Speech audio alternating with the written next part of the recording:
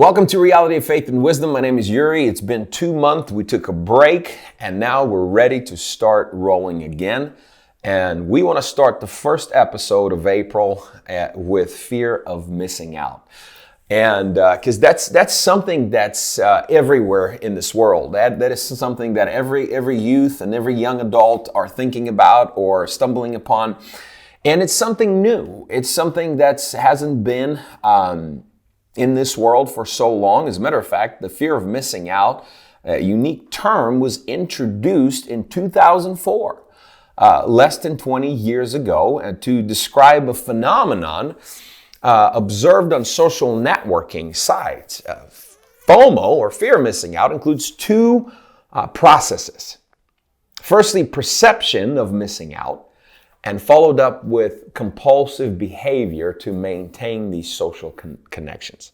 You see, fear is always something that will grip you without you don't even know how it grips you. You don't even know how it moves you, but first it grips you and you start seeing something different than reality is. You start looking into perception. You start interpreting life a little bit differently when fear comes into your life.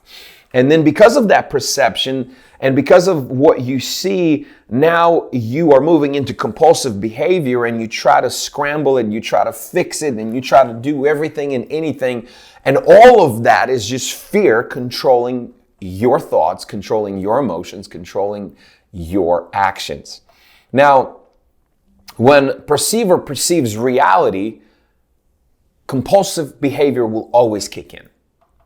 And that compulsive behavior will say, well, you're lonely because look, somebody else is living life and you're not. Hey, you're depressed because look at that, somebody's enjoying life, but you're not. Hey, look at that, you're missing out on life because somebody's living life to their full potential, but you're now. And then it moves to you feeling like a loser. When you see others living life, you feel worthless, you feel stuck.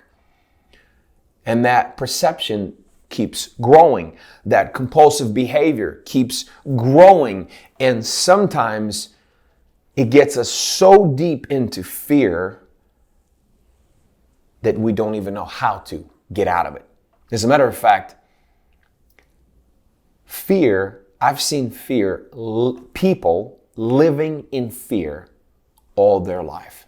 Literally, I have some friends that never recovered from fear. I know them when we were used to go to high school together or middle school together, and their attitude towards life and this and that, and they've embraced that for who they are.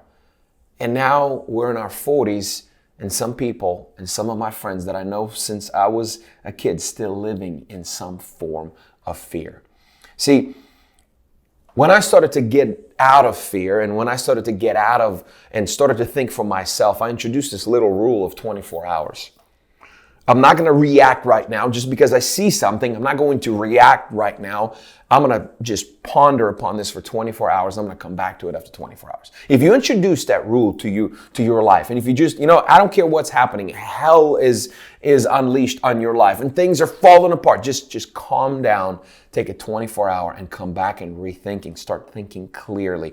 That helped me tremendously instead of just reacting to everything that's happening around you. Now, fear of missing out is a loophole designed to keep you in the prison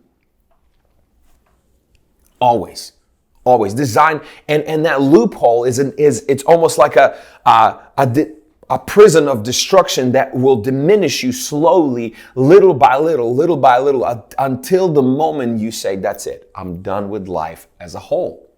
You see, what is fear? Fear is unpleasant feeling triggered by perception of danger, real or imagined. So it doesn't matter whether your perception is imagined perception or it's real perception. Sometimes we moved upon imagined perception the same way we moved upon the reality of life. And see, there is also healthy fear. Let me just say this. There is healthy fear. Like, I do have many fears in my life that are healthy. One of them is I want to be healthy, just physically healthy. I don't want to be overweight. I don't want to, get to my 30s, my 40s, my 50s and just be slob. I want to be healthy. I want to be fit. And every single day I get on the scale. I check the weight and I try to move towards the health. There's a healthy fear of I don't want to be unhealthy. I don't want to be overweight. I have a healthy fear when it comes to finances because I was broke in my life. I know broke is not good. Broke is never going to get you anywhere. It's just going to keep you in that fear. So I have a healthy fear. And because I had a healthy fear of finances, I didn't want to be there. I started learning financial literacy. I started understanding. I started applying principles. I have a healthy fear when it comes to wasting time. I want to be productive in life. I don't want to just sit and do nothing and be happy. That's not how my happiness is coming from. It's being productive. It's having a purpose. It's having dream. It's having something in life, meaningful life to continue. Then you want it to live because your life is accomplishing something. But sometimes healthy fear can move into unhealthy fear. Because I'm not doing anything, or I'm unproductive, or I'm wasting time, and maybe something got wrong and something went wrong, and then you move into, I must be dumb, I must be stupid, and something's wrong with me. And that healthy fear move into unhealthy fear, and you start saying, well, I am ashamed of myself. I'm worthless. I'm no good. I'm a loser. I'm overweight. I can't do this. I can't do that. I can't reach my goals. I can't travel like my friends travel. I can't, I'm not, I will not, I never, and I don't think. And that's it. When you get to that point into unhealthy fear, it's just going to keep growing and growing and growing. And fear of missing out is going to be real, even more real. And perception is going to be, perception is going to be even more real. Fear wants to block you from what God has for you. And I don't care whether you're a Christian, whether you're atheist, whether you're a believer or not. There is God-given destiny. There's God-given gifts in your heart and your mind. You were born with gifts. You were born with greatness, but you have to discover that. Fear wants to diminish you into a man or a woman that God has never designed you to be. That's why in Timothy, it says, I never give you any kind of fear. Fear is not of God, but I give you what? A love and sound mind. Love and sound mind. That's what we need to focus on. Now, CNBC wrote a blog about 10 biggest fears of today that's holding you back from success. And I love it because it's so real, and I can see that people living with this fear. Number one on that 10 biggest fears is fear of inadequacy. I'm not good enough. I'm not skilled enough. And it will stop you from discovering, developing gifts. Somebody said, I forgot who that was. I don't think I'm going to remember it, but somebody said that if you just devote 1 hour, actually there's another statistics, there's 20 minutes a day to something. After 5 years, you're going to be professional in that area. Just take 20 minutes a day. 20 minutes a day. And you want to be skilled. If you have a fear of inadequacy, you're not good enough, you're not skilled enough, hey, pick some area that you love and devote an hour a day, 20 minutes a day. And within 5 years, you can be professional and skilled in that area. And then that fear of inadequacy will stop you from discovering any gifts or developing any gifts because you're just going to 100% say, I'm not good enough. I'm not skilled enough. Number two, fear of uncertainty. Afraid of the unknown, being afraid of the unknown. There has never been a man or a woman on this planet Earth besides Jesus Christ 2,000 years ago that knew what tomorrow is going to bring. I only believe, I truly believe, there's only God who knows the past and knows your future. But none of us, men or women, will know what tomorrow will bring. We all live to some extent of uncertainty. And if you're magnifying that fear, if you're thinking about tomorrow and you're afraid of tomorrow, it will stop you from walking into the unknown where opportunity is.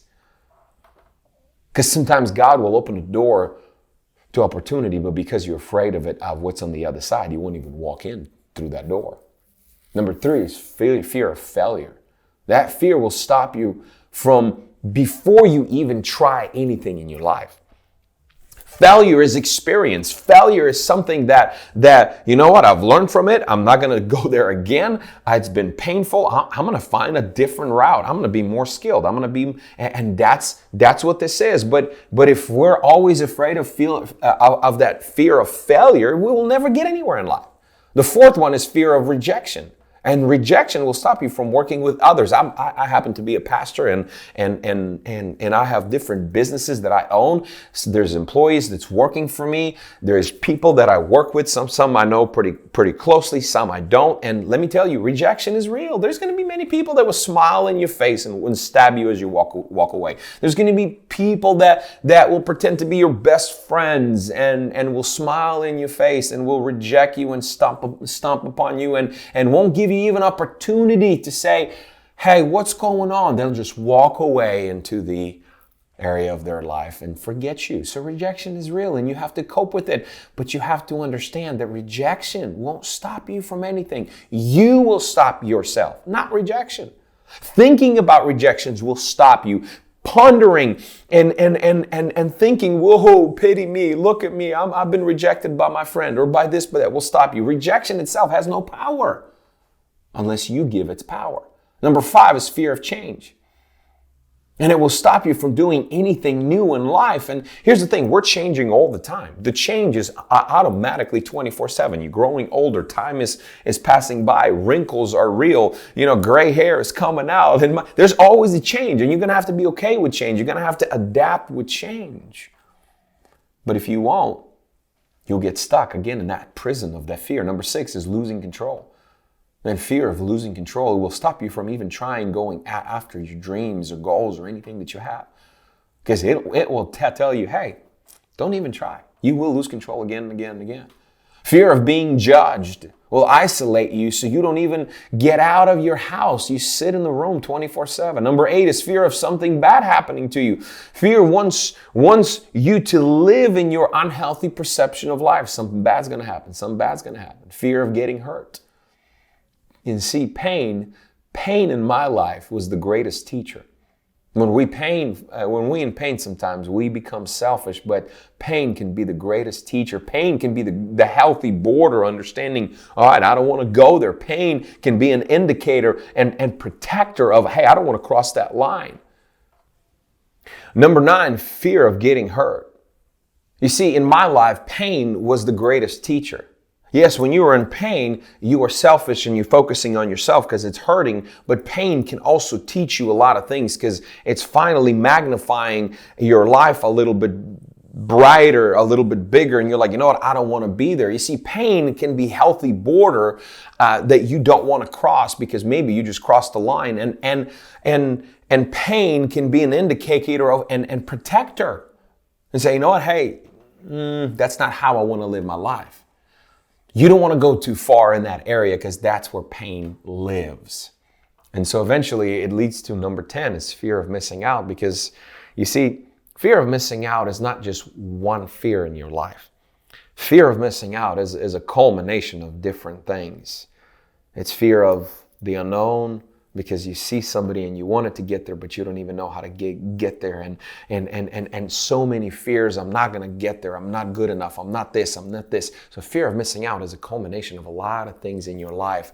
And it just wants to get you stuck in a cycle of destruction, the loophole of destruction. Now, fear wants to stop you from asking any questions and moving forward in your life. Questions like asking yourself, hey, what am I good at? Because if you're stuck in all those fears and you're not good enough and you're shaming yourself and you're condemning yourself and all these things and you just don't know what to do.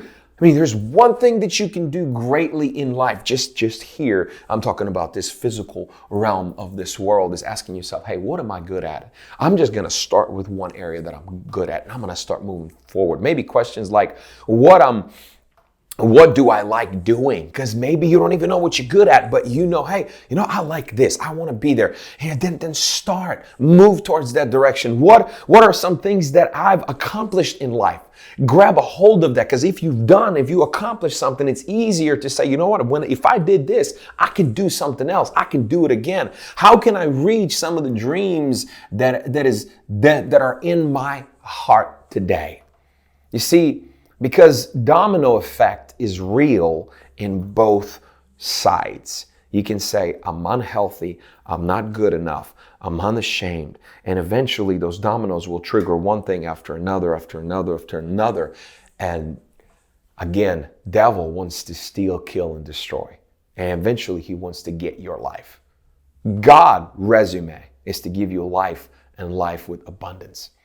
And see, when you do something small and accomplish it, you will start another one because it'll propel you. Say, hey, you did this great job. That's a reward. You continue. Even when you failed sometimes, you can learn it and you say, that's experience. I don't want to do it again. I'm going to continue. Do it again because you got rewarded. You finished. You were productive in any area of your life. You see, here's what we can do. Just quickly, 10 things that how you can fight fears. Number one is take time out. It is to just pause for a little bit. It's impossible for you to think clearly when you're flooded with fear of anxiety and everything. What do you have to do next and how and what? Just pause for a second. That's the 24 hours. Ask somebody else. Bring accountability. Ask and say, hey, listen, I'm kind of stuck. I have these fears and I don't know what to do. There is people that can help you. Breathe through panic. Face those fears with other people and they will help you, because sometimes one word of encouragement can change everything. Look at the evidence. If you failed in the past, but it didn't kill you, you just allowed those thoughts to magnify in your life. Look at the evidence. Say, hey, if you live through this, hey, you can live through something else. Encourage yourself. Rise up from the ashes. Literally visualize yourself, your happy face, the moment when things were good. I remember this. And I'm like, man, that's where I want to live. I want to be there. Talk about it. Talk about the good times. Go back to basics. And the greatest thing that you can do is say, God, I'm full of all these fears of my life. Show me a way out. If your word says, whether you believe it or not, that we were supposed to be filled with love and sound mind. That's what the Word of God says. Then help me see that love and help me to have that sound mind. Let me just give you a few things before we finish this podcast. Napoleon Hill in the book Think and Grow Rich says this. When you first plan and adopt a plan that doesn't work and that's just fail, right? Replace it with a new plan. If this new plan failed to work, replace it again with still another one, and so on until you find a plan which does work. And let me tell you, it's such a simple, basic things, but it's so true. If you just don't give up and continue, I'm telling you, you'll have a greatest plan. And sometimes the greatest people that failed in life became the greatest success story. Also, he says this, if life hands you a lemon, don't complain, but instead make lemonade to sell to those who are thirsty from complaining. I mean, it's so awesome. And let me end with this, and I'm going to cover that in the second podcast of Fear of Missing Out. You see, in Genesis, in the first book of the Bible, when God created Adam and Eve, and before he even created, he said this twice in first chapter of Genesis. And God said, let us make man in our image after our likeness, and let them have dominion over the fish of the sea, and over the fowl of the air, and over the cattle, and over all the earth, and over every creeping thing that creepeth upon the earth. Number one thing that God says, I want my creation, my people to have dominion over life, to rule in this world, to be above and not beneath. To be, to truly understand that there is greatness inside me. There is dreams inside me. There's things that I have to accomplish. And the first thing is understanding who I am and understanding who God is. And God says, let them have dominion over the fish of the sea, over the lowest parts of life, over the fowl of the air, over the birds of the air, over the highest mountains and achievements, over the cattle, from day to day. I grew up on a farm, and that means just day-to-day life. There's going to be busyness if you're a farmer. All over the earth, everywhere you move, to have dominion. And the last thing he said, over every creeping thing that creepeth upon the earth, over every sleazy enemy attack of the devil, over all those rejections, over all those things, all the fears that's coming to get you, God said, I want you to rule. I want you to have dominion. Don't miss out podcast and part 2 of Fear of Missing Out, because we're going to go into this verse and I want to talk about it just a little bit more deeper. But remember, fears are only powerful when you give them power. Fears can only grab a hold of your life when you give its power, when you start thinking about it, when you start pondering upon it. And it's funny how it's moved from here now to your mouth. And when your mouth speaks those negative things, Bible says, out of the fullness of the heart, mouth speaks. So now those thoughts coming from your head, now dropping into your heart. Now you're declaring those negative things. And when you declare those negative things, you're going to believe it. And eventually you're going to walk out that fear and you're going to live in prison of those fears and of your life for the rest of your life, sometimes until the last breath of your life. Get out of it. That's not yours. You were meant to rule and have dominion over your life. I'll see you on part 2, Fear of Missing Out.